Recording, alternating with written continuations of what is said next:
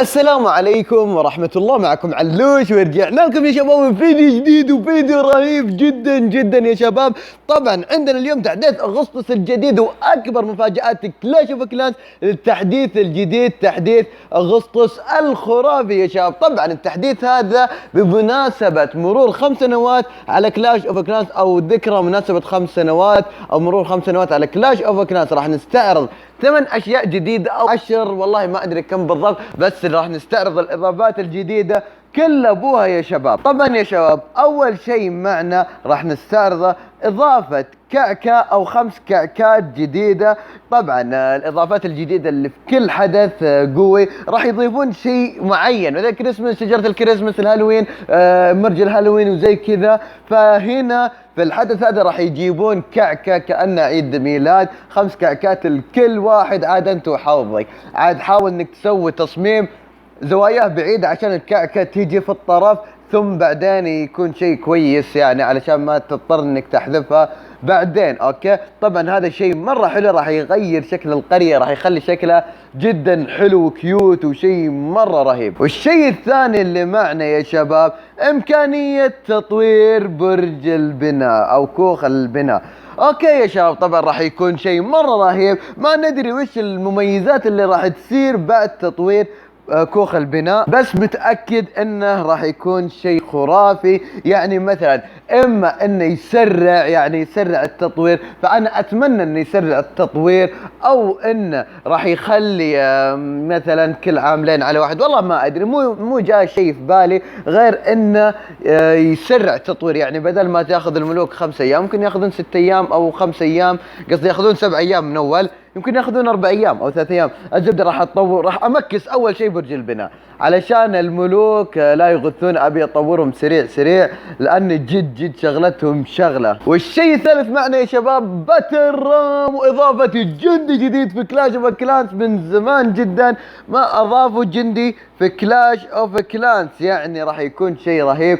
حتى لو ان الجندي مخيس راح يكون شيء ممكن يكون شيء حلو للأمانة يا شباب. خلونا واقعيين، ممكن يكون شيء حلو. يعني لازم تتفائلون خير علشان نشوف الجند الجديد هذا ونشوف ايش راح يسوي معنا. انا بصراحة هو جند البربر ذا ابو الخشب، اتوقع انه راح تكون اضافة حلوة. راح نجرب دفاعيا وهجوميا وش راح يسوي. اتوقع انه سيدة على طول دغري كذا للدفاعات، واذا تكسر راح يتفرقش للبربر. بس تخيل معك، تخيل يا شباب مثلا هو مثلا خلينا نقول مساحته 5 مثلا، 5 على انه مستحيل يكون 5، بس يلا خلينا نقول 5. زي الهوج والعملاق مثلا، يعني طلعت 20 واحد او 10، اوكي، وهجمت فيهم كلهم دهب، كلهم تفجير يا حبيبي. راح يكون شيء مره رهيب. والرابع معنا يا شباب راح يكون في تسريع الكل بجوهره واحده. طبعا من الحين بدا تسريع الكل بجوهره واحده، فانت يعني لا توفرها ابدا. راح تطور عندك 6 ايام، 6 ايام راح تاخذ منك تقريبا، انا عندي 7، اطور 7 و7 14، لا والله واجد 14، وهنا يعني والله ياخذ مني واجد تقريبا 7 ايام، يعني ممكن ياخذ مني لا والله مو واجد 100 جوهره بس. اوكي شيء حلو، على ان اتوقع انها حول 150 جوهره، بس ما علينا يا شباب. طبعا راح يكون تطوير كل شيء بجوهره، فانت لا توفر ابدا، جمع واحرق وخذ ولا توفر شيء ابدا. والخامس معنا يا شباب حدث مفاجأة العملاق. ما ندري بصراحة يا شباب شنو راح يكون حدث مفاجأة العملاق. اتوقع انه شيء رهيب، شيء قوي للعملاق، شيء اتوقع انه مستمر، او ما ادري بصراحة شنو راح يكون بالضبط، بس انه راح يكون شيء مميز للعملاق. راح نشوفه مع بعض. عندنا اكثر من حدث للجنود، بس راح نشوف حدث مفاجأة العملاق، فانا بصراحة متشوق اشوف شنو المفاجأة اللي راح تكون للعملاق. والسادس معنا يا شباب راح يكون عيد ميلاد صندوق القنابل. بصراحة ما ندري شنو راح يكون هذا بالضبط، بس اتوقع انه يعني فخ قنابل مثلا، صندوق قنابل، والله ما ادري. او مثلا ممكن انه يكون خابرين يا شباب بابا نويل، مدري وش اسمه ذاك اللي يمشي بحصان فوق ويرمي قنابل بصناديق او هدايا قنابل.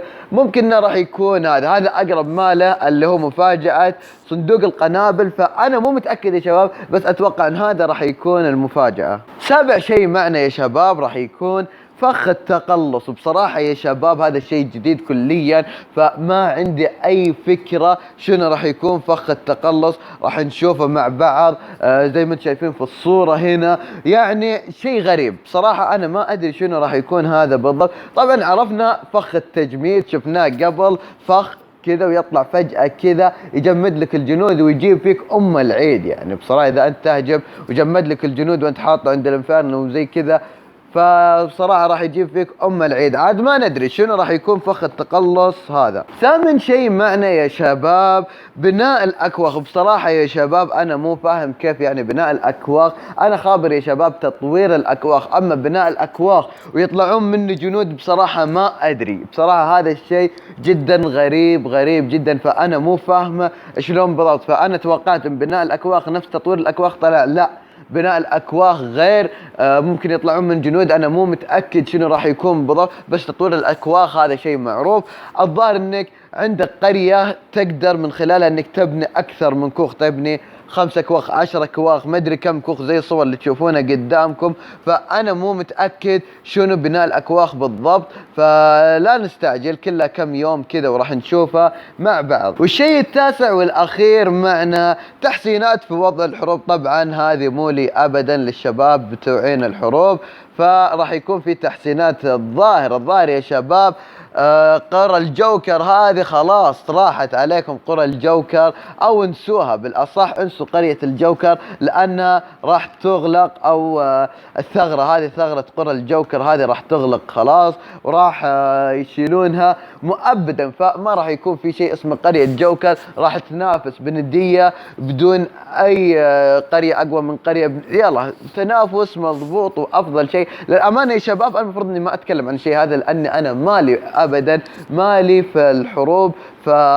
يعني للي يستخدمون الحروب او للي يحبون الحروب، فهذه المعلومة مهمة لكم. ويلا يا شباب، طبعا هذا كان فيديو اليوم. وفي شباب يقولون يا علوش بعد كل اخر فيديو نبي هجمة، سواء في القرية الليلية او في القرية العادية. فراح ناخذ هجوم في القرية الليلية ونقول ان شاء الله نتوفق، ونشوف من اللي راح يطلع معنا. طبعا طلع معنا هذا الكويس، راح نهجم عليه. تمام راح نهجم على هذا. بس اوكي، وش الاستراتيجية الغبية دي؟ اوكي، وهنا هنا، وخلنا نحط لازم عشان نكسر هذا، لازم نحط ارشر. بس في البداية وش عندنا؟ في شيء هنا بعيد. تمام، خلينا نكسر هذا هنا. كسر يا وحش. اوكي كسر يا وحش. تمام، خلينا نكسر هناك. اوكي كسر، كفو. هنا بعد نكسر، نبي نحطهم كلهم هنا. ايه، حنا ليش نبي نحط هذا يا شباب؟ نبي نكسر ذا المخيس. يلا بسرعة روحوا هناك، لازم نحميهم. كفو، كسروا ذا. لا ما يتموتين. كفو، كسرناه.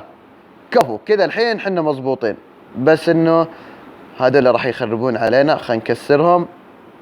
يلا نحط هذا. هجوم الكويسين هذولي. كفو، يلا هجوم. كفو، دخلنا. عندنا 5 نحتاجهم بعدين. كفو، كسرناهم. دخلنا جوا، حطمنا جوا. يا عيني، تصميم جدا سهل. الله يستر. نقول ان شاء الله نتوفق. خلينا نحطهم هناك، نفزع لهم. لا، عندنا 2 راح نحتاجهم. تمام. آلة المعسكر، مسح يا حبيبي، مسح. كفو والله، كفو يا حبيبي، مسح لعيونكم يا شباب. طبعا التصميم كان هذا جدا سهل، فمجرد انك تكسر ذاك الساحق وتدخل البربر فانت راح تمسح. الا اذا ان الوقت داهمنا، فمشكلة قوي. اوكي، يا ليل بيأخرني ذا. اوكي، يعني شيء كويس احيانا انك تسوي حاجات مرة رهيبة. شيء كويس. اتمنى يا شباب تقولوا لي اذا عجبكم الفيديو، قصدي عجبكم التحديث اللي راح يكون موجود. فبصراحة انا عن نفسي احترم فارغ الصبر، لان اتوقع انه راح يكون شيء مرة رهيب. ورا ما يطيرون البربر. اوكي، مسحنا صاحبنا ونشوف كم اخذ نسبة علينا. والله من زمان جدا ما مسحت، زمان يمكن من اسبوعين. فالحمد لله فزنا. يلا يا شباب نشوف، اخذ 65 وكذا يا شباب نكون وصلنا لاخر الفيديو. اتمنى يكون يا شباب عجبكم الفيديو، واذا عجبكم كالعادة لا تحرمونا من اللايك الشير سبسكرايب، بفضل الاشتراك. في الأخير أختم كلامي بصلى الله وسلم على نبينا محمد وعلى آله وصحبه من والاه، وهاركليز.